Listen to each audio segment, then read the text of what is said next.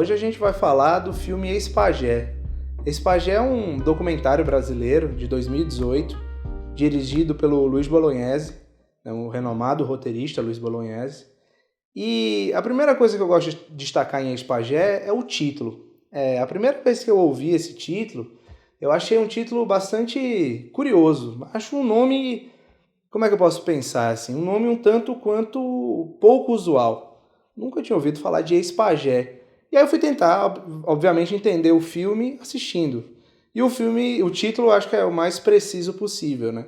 O título é literal porque ele trata da história de Perpéra, um ex-pajé, né, que agora com a presença forte da igreja evangélica na sua tribo, que é a tribo Paetê Suruí, né, que fica localizada entre Rondônia e o Mato Grosso do Brasil. Diante desse quadro, né, da chegada da igreja evangélica, ele vai perdendo poder e diante de uma série de forças locais, com a cada vez mais forte presença dessa igreja, da igreja evangélica, na sua tribo, ele acaba, né, sendo destituído, ele acaba se tornando um ex-pajé no seu processo de diálogo com sua tribo e, né, com os pastores evangélicos. Então é um filme que vai tratar dessa mudança da cultura indígena e do processo de etnocídio, né, que o filme já inicia o processo, sua apresentação, indicando esse conceito de etnocídio.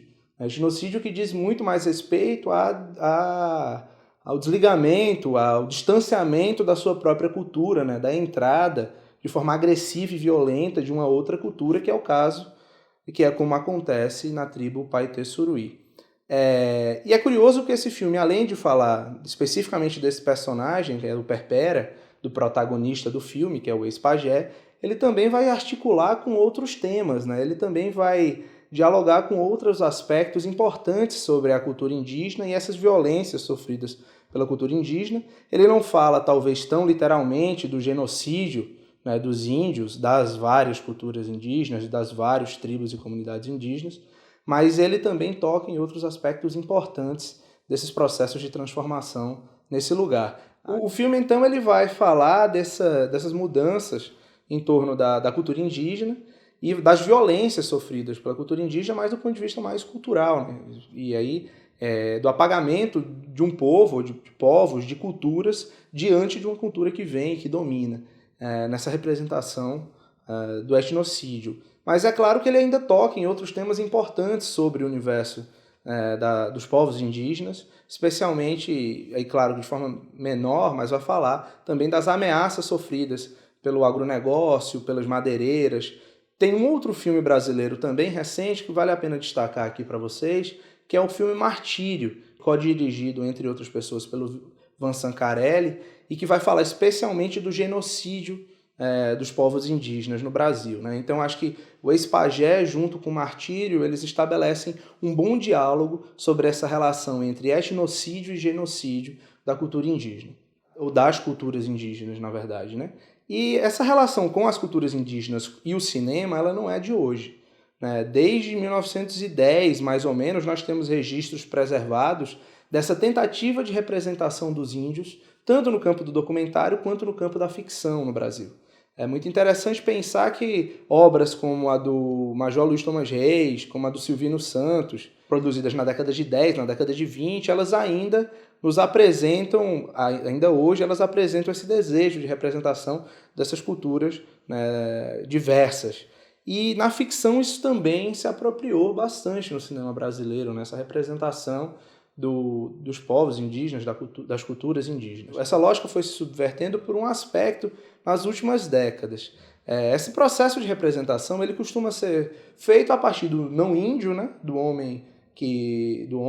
dos realizadores, do homem branco, né, dos realizadores que são formados nas capitais, nos centros urbanos, antropólogos, né, cientistas sociais, cineastas, e vão ao encontro do índio, né? E o que é que tem acontecido desde meados dos anos 80? Esse processo de representação que é feito do não índio para o índio tem se modificado e esses processos têm conquistado novos polos, né? Agora é o índio, a partir, por exemplo, de uma experiência como Vídeo nas Aldeias, que se iniciou na década de 80, é o índio que vai representar a sua própria cultura. Deixa de ser o outro representando o índio, e agora é o próprio índio, os próprios índios, na verdade, que vão representar, né, a dinâmica das suas tribos, a dinâmica e o convívio social com o homem branco, com sua cultura, com suas tradições, com suas transformações. Né? E o cinema, em alguma medida, ele muda esse polo de quem representa.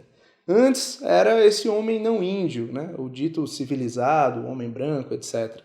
Agora são os próprios índios que vêm construindo uma longuíssima e muito rica cinematografia no Brasil e em vários outros lugares do mundo. O ex-pajé ainda faz parte da tradição do não índio representando os povos indígenas. Né? Afinal de contas, é o Luiz Bolognese e sua pequena equipe que vão ao encontro do Perpera. Mas ele faz isso a partir de um diálogo muito interessante, unindo documentário e ficção. Porque o filme ele preza por flagrantes da vida cotidiana, afinal de contas é um filme sobre o cotidiano do Perpera, mas ele também reapresenta esse cotidiano a partir da encenação. Encenação e documentário não são coisas antagônicas, né? A tradição do documentário, inclusive, bebe muito da encenação desde os filmes dos anos 20, com Robert Fliert. Isso é muito presente no nosso cinema, e eu acho que o Bolognese faz isso num diálogo muito rico, no sentido de constituir uma narrativa bastante complexa, bastante intensa sobre esse universo do cotidiano do Perpera, permitindo que a gente, além de visualizar o seu dia a dia, a gente também compreenda os seus dilemas psicológicos. Né? Os seus dilemas no sentido desse processo de desligamento da sua espiritualidade como pajé e da sua aproximação com uma outra cultura e que a ele incomoda muito. E aí o filme vai estabelecendo uma relação entre o passado do Perpera, né, da cultura e da tradição daquela tribo, e de um presente carregado de incômodos, de incertezas. Né? E a ficção ela ajuda muito nesse processo de representação. O ex-pajé ele inicia o seu filme, né, logo no começo, trazendo elementos, características próprias do documentário, né? Uma cartela que fala do etnocídio, logo depois uma imagem de arquivo do final dos anos 60, que apresentam os primeiros encontros, né, daquela tribo Paitê-Suruí com os povos não índios, né, com as pessoas não índias, e logo depois ele corta para 2017.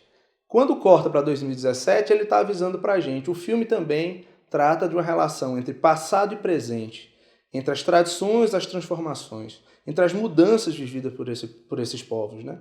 E nessa relação passado e presente que percorre todo o filme, especialmente a partir das memórias dos indígenas, daquele povo especificamente, e especialmente do Perpera, das fotos, e associada a isso aos processos de mudança da vida na atualidade, na presença das redes sociais, a presença das armas de fogo, a presença dos carros, enfim, dos processos de transformação e de diálogo que os próprios índios tentam estabelecer.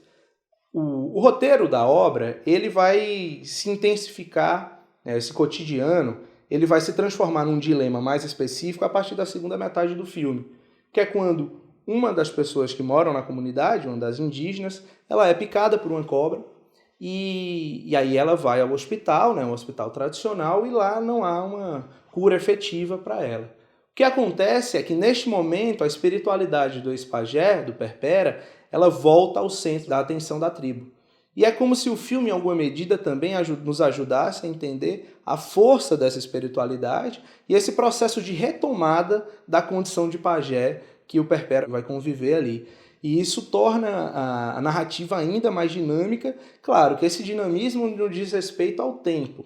O filme, ele, curiosamente, estabelece um tempo lento, um ritmo muito próximo do cotidiano e da vida daquelas pessoas, né?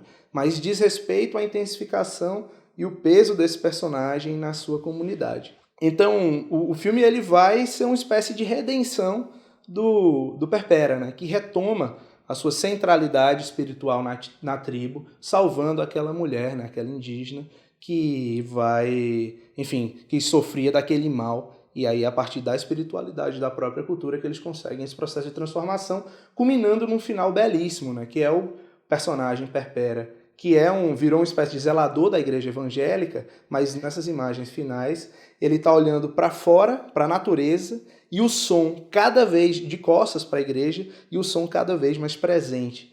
dessa natureza, dessa espiritualidade que o chama para voltar a compartilhar com ele, né? Então, um filme poético, belíssimo, com imagens e uma fotografia belíssima, o som também impressionante no sentido de trazer para nós uma capacidade de imersão muito intensa no seu processo de construção. Essa montagem junto ao roteiro que estabelece, né, uma relação muito próxima à ficção e também então ela vai constituindo em nós um desejo por entender e tentar pensar o que é que vai acontecer nessa história. Então é um filme que, nos seus aspectos técnicos, estéticos, nos seus aspectos também de construção, do desenvolvimento da linguagem, do diálogo entre ficção e documentário, ele torna uma obra bastante complexa, bastante rica e com muitas possibilidades temáticas, né? Então, o Ex-Pajé, ele vai construir esse universo muito rico, ao passo que também ele estabelece uma relação ética muito interessante entre esse realizador e o seu personagem. Isso no documentário é muito importante. Como estabelecer essa relação de alteridade, de proximidade, como construir junto a narrativa em torno desse filme. E uma narrativa que não é simples, sobre um tema que é muito atual e que também não é simples, que diz respeito às culturas e aos povos indígenas, tão apagados historicamente. E um filme como esse, eu acho que ele consegue estabelecer um grau de imersão muito interessante e também trazer esses temas de forma tão complexa, tão rica e que nos faz claramente refletir sobre o Brasil que a gente está vivendo hoje, sobre a necessidade da gente estabelecer uma relação e uma complexificação nos discursos e nas discussões sobre as políticas culturais, sobre a preservação da nossa memória. São temas que saltam além do filme, né? O filme ele já traz muitos temas, mas são uma série de outros temas que nos fazem refletir e entender por que esse filme ele é tão interessante. Então, acho que isso aqui são alguns comentários, algumas considerações sobre o Ex-Pajé. É um filme que eu recomendo que quem não pôde ver ainda, que assista.